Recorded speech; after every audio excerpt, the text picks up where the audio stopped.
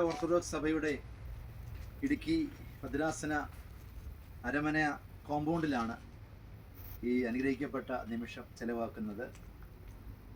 ഭദ്രാസന അരമനയുടെ കോമ്പൗണ്ടിൽ തന്നെ ഒരു പച്ചക്കറി തോട്ടം, പ്രത്യേകിച്ച് മലങ്കര ഓർത്തഡോക്സ് സഭയിലെ പുതിയ ആത്മീയ സംഘടനയായ സെൻറ്റ് ഡയനേഷ്യസ് ഓർത്തഡോക്സ് ഫെലോഷിപ്പിൻ്റെ ആഭിമുഖ്യത്തിൽ ആരംഭിച്ചു എന്നുള്ളത് വളരെ ചരിതാർത്ഥ്യജനകമായ വസ്തുതയാണ്.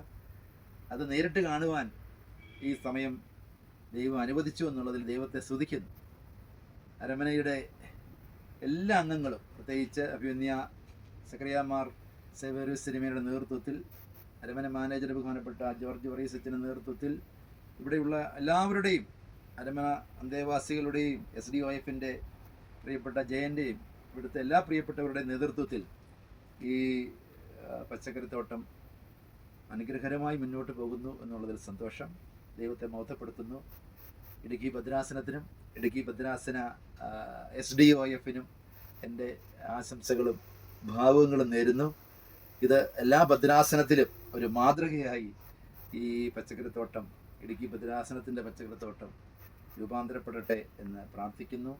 ഇതിന് അല്പമായും അധികമായും വചനം കൊണ്ടും പ്രവൃത്തി കൊണ്ടും ഇതിനോട് സഹായിക്കുകയും സഹകരിക്കുകയും ചെയ്യുന്ന എല്ലാവർക്കും SDOF-ൻ്റെ